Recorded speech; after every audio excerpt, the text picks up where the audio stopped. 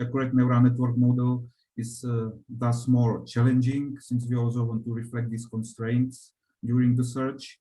And another issue to consider is that the process of training a neural network models has considerable environmental impact due to the substantial carbon footprint required by the modern high-performance computing systems that are mainly consisting of general processing units or tensor processing units.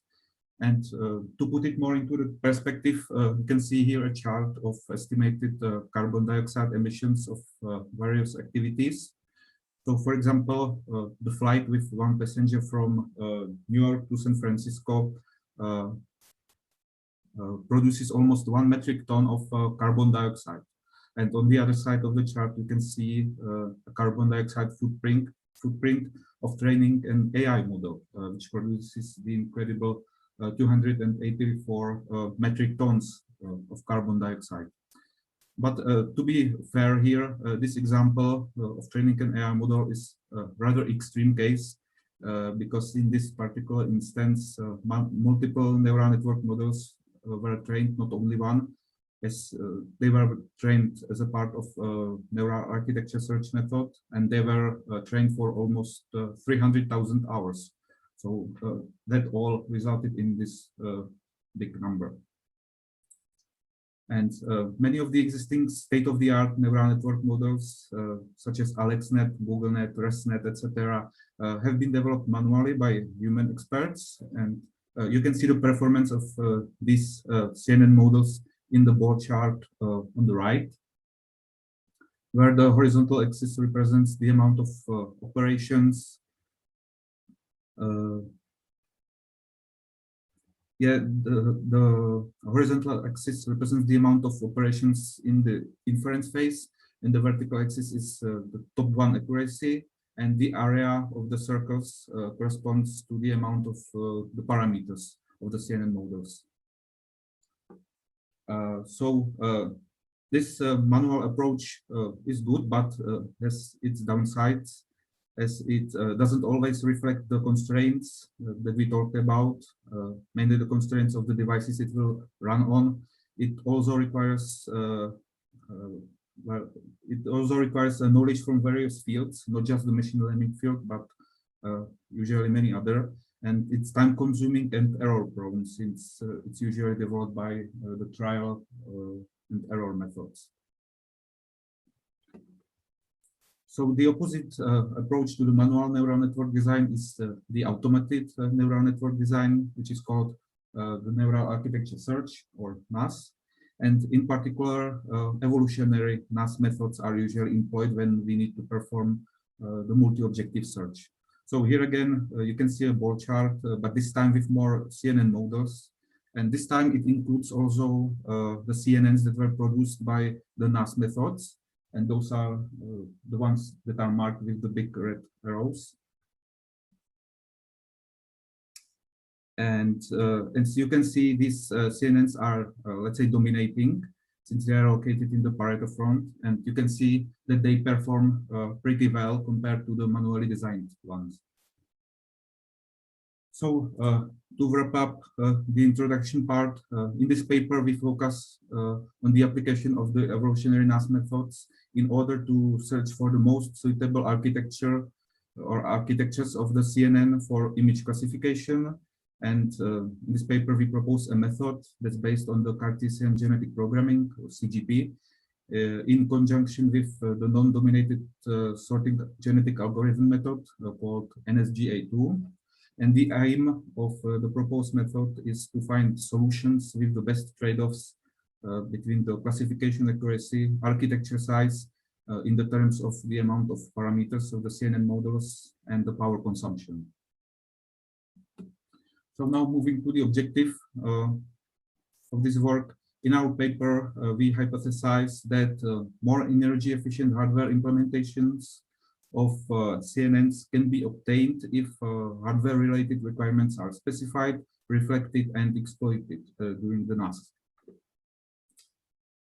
As a part of our research, as is usual, we made a survey regarding the related work. And in this section, I would like to point out our main findings. So the usage of the CGP technique in the context of designing CNN architectures has been already investigated in the paper, A Genetic Programming Approach to Designing Convolutional Neural Network Architectures, where the authors designed a NAS method based on the CGP, and their work proved that not only is the CGP technique viable for designing CNN architectures, but also that it is able to design CNN architectures that are comparable to the state-of-the-art CNNs. But, for example, their method didn't take into the account the energy cost or other constraints. Yet the energy cost of most CNN models is considerable, as was shown, and it's mainly driven by the amount of the multiply and accumulate operations in the convolutional layers, or the max. And in the following table, you can see the max of some popular CNN models, and you can also note that most of these MAC operations are coming from the convolutional layers compared to the fully connected layers. Right, so to save up the energy, this gives us a hint that we should focus on reducing the power consumption of MAC operations in the convolutional layers of the CNN model. So one of the solutions, to reduce the energy cost of the operations is to use 8-bit fixed point quantization. And in the following table, you can see how much energy or area can be saved by using 8-bit fixed point operations instead of 32-bit operations. So, for example, 8-bit fixed point multiplication consumes 18.5 times less energy than 32-bit floating point multiplication and 15.5 times less energy than 32-bit fixed point multiplication. And this approach of quantization or reducing the accuracy reducing the precision of the variables is a well-known and widely used approach. Second and more novel approach, I would say, is to use the approximate circuits, namely approximate multiplications, from the library of approximate multipliers. And in our work, we used or worked with the multipliers from the Approximate library. And as you can see in the images below, these approximate multipliers reduce the power consumption at the expense of the accuracy. So you can see how the mean absolute error or worst case error of the multiplication operation goes up with the decreasing power consumption. So let us move now to the proposed method. Our proposed method, called Evolutionary NAS with approximate circuits, is a CGP-based method for evolving CNN architectures that uses TensorFlow framework for working with CNN models. And our method implements a multi-objective search using the NSGA tool, and it also exploits the approximate circuits in convolutional layers from the Approximate, with the aim to reduce the power consumption. So the CGP method operates on a grid of functional nodes. In our case, we call this grid a template, and it contains one primary input node and one primary output node. And in between, there is a grid of nodes where each node represents one specific layer or a module of a CNN model. And it's worth noting that this grid is fixed, and the functions or the parameters of the individual nodes do not change during the evolution. So it's a static grid of nodes. And in our method, every individual is represented by a tuple, capital I and lower I, where the capital I represents a graph which describes the connections between the nodes of the template, and lower I is the index of the approximate multiplier from the Approximate. And then the candidate solution is formed by combining the template with the individual representation, and the resulting CNN model is then obtained by extracting the active subgraph from the candidate solution. And this whole process is depicted here in the figure at the bottom of this slide, where For example, you can see here what I mean by the active subgraph. Right, so regarding the template, each node can represent, as I said, one layer or a CNN module. The layer can be either convolutional pooling, summation, etc. And the module, we implement three basic modules: inception module, residual module, and residual bottleneck module. So our method employs only one genetic operator, which is a mutation, as is usual for the CGP. And our mutation operator alters only the connections between the nodes. That means that it can add or delete the edges from the graph I. And the mutation operator can also alter the index of the approximate multiplier. In other words, it can change the selected approximate multiplier that the CNN would use. And during the evaluation of a newly created solutions, we compute three fitness functions: F1, which corresponds to the accuracy of the CNN model; F2, which represents the number of the parameters of the CNN model; and F3, which is computed as the total power consumption of multiplications in the convolutional layers in the CNN model, in the forward or in the inference phase. So as I said, our proposed method combines the CGP technique with the NSGA multi-objective method, and the whole search method is captured in the following algorithm. And as you can see at the start, the initial population is randomly created and evaluated. The evaluation process comprises of training the CNNs for E-train epochs on D-train dataset. And then the fitness functions are computed. Then the algorithm enters the main loop body, which is repeated until the stop criteria are satisfied. And in our case, this means that the maximum number of epochs have been reached.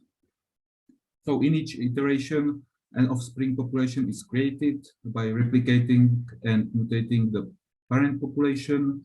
Then the offspring population is evaluated, and the fitness functions are computed. The offspring population is then combined with the parent population to create a mixed population, which is here denoted as R. Then follows the part that is responsible for creating the new population from the mixed population, and it does so by gradually extracting the individuals from the advancing Pareto fronts. And the algorithm also utilizes the crowding distance method to maintain the diversity of the solutions. So this wraps up the main loop part, and after the search is complete, the best individuals are further improved by employing the CNN retraining for E-retrain epochs on the retrain dataset. So now moving to the experiments. In our experiments, we considered these four scenarios to analyze the role of approximate multipliers in NAS. And in scenario one, the CNN model is co-optimized with the approximate multiplier under the fitness functions F1, which is the accuracy, and F3, which is the power consumption. In scenario two, the CNN is co-optimized with the approximate multiplier under the fitness functions F1, F2, and F3. And in scenario three, a selected approximate multiplier is always used in NAS. That means that the multiplier is selected before the search method is executed. And finally, in scenario four, the 8-bit accurate multiplier is always used in NAS. And in the following figures, these scenarios are denoted as follows. This is stated here. So this table summarizes all the parameters that were used by the CGP and the search algorithm. So we can see that the population size was pretty low. It was 8, and the number of generations was 10. So in total, we went through 88 individuals. Right, the 8 individuals in the initial population, and then 80 individuals in the next 10 generations. On this slide, you can see what CGP grid, or the template as we call it, has been used in our experiments. And this template was chosen because it ensures that even the networks of the initial populations are reasonable, the CNN models, which reduces the computational requirements of the search process. So let us look now the results of these experiments. In this figure, you can see the trade-offs between the accuracy, as was estimated in the fitness function F1, and the total energy of multiplications performed in convolutional layers during the inference phase. The values on the horizontal axis correspond to the total power consumption of multiplications in convolutional layers in the inference phase, whereas the inner color of the points correspond to the power consumption of one multiplication operation using the selected approximate multiplier.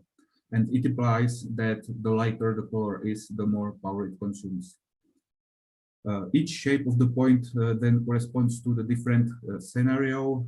For example, the circle points are the solutions that were produced by the scenario 4, which also explains why they have the yellow color, because they are using the accurate 8-bit multiplier, which has high power consumption.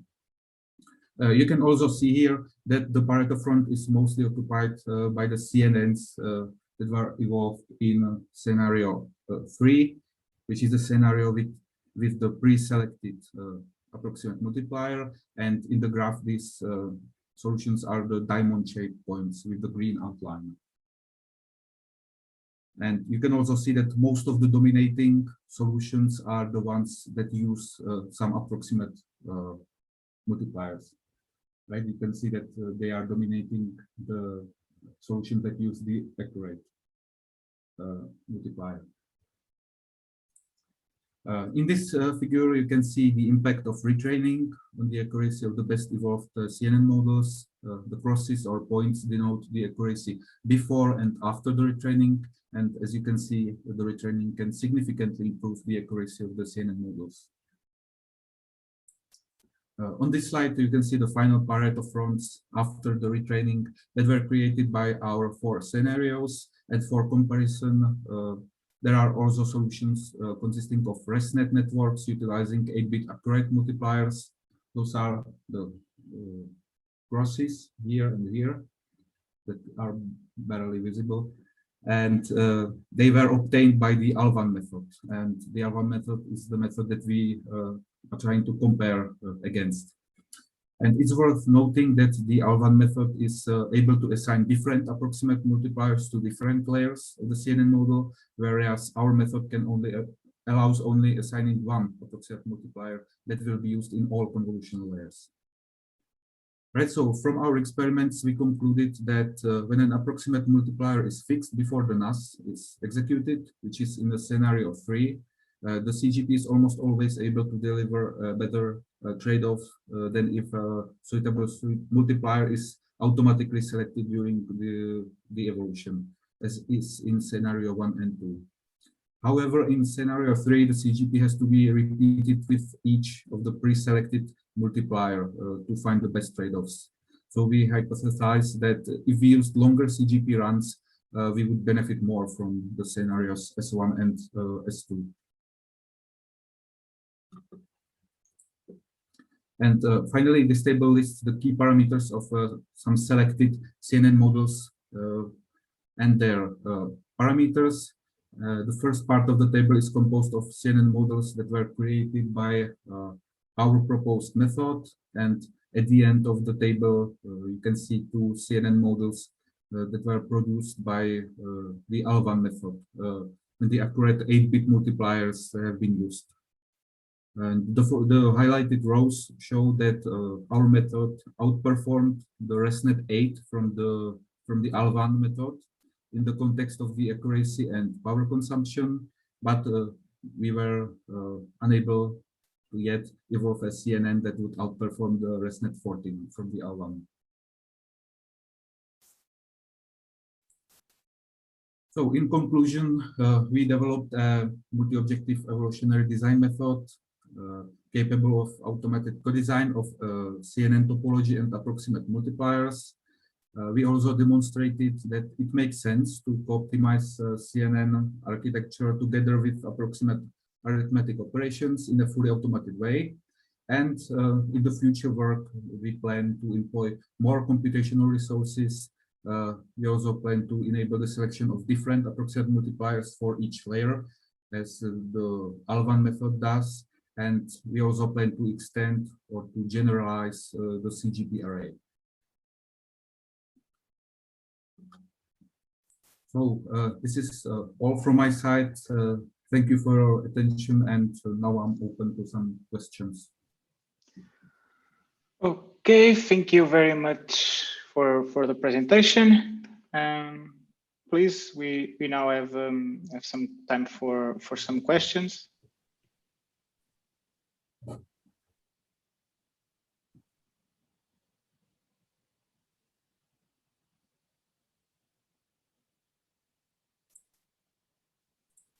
Okay. So concerning the results, I will start. Concerning your results, when you say can you go back to the table, please? These results here, did you apply any statistical tools? Are they statistical different or? No, I haven't. Okay. But so to compare it, as I said, we compare it against this Alvan method. So that's our metric for comparing the results. No. Okay. So these are exact results. There isn't a statistical element to them. Yeah. Yeah, this is our exact. Yeah. Okay. So that I might have missed that, but thank you, Bill, for the clarification. I was wondering, you mentioned you were comparing against Alvan. Are these results you actually got in your simulations, or are they results from other people's publication? So these two, at the end, they are from the Alvan work. Yeah. And these are from our experiments. Reason for asking was I was wondering if there might be differences in the simulations used. In other words, are there estimates of energy consumption using the same software as you were using? No, we were actually using the same library and the same way we computed the power consumption as the Alvan. Okay, so it's the same method. Yes. Okay, thank you. You're welcome. Okay, thank you. We have another question from Eric. So the question is the process of neural architecture search done for spare energy a big energy consumer? Can an architecture be ported, reused? So it's two questions, in fact. Yes, but these energy consumptions are regarding running the model on the machine that can run the approximate multiplier. But the model itself is portable, definitely. Okay. Just I was wondering, those values that you show for energy are for the inference part, correct? Yes, the forward part. Yeah. Okay. Do you have any idea how those values are in terms when you are training? How they behave during the training process? Yeah. Well, I'm not sure, but I guess that they would be at least 2 times bigger, right? Because in the training you have the backward pass and some other computation, so maybe 3 times more. Okay. Thank you. So any more questions?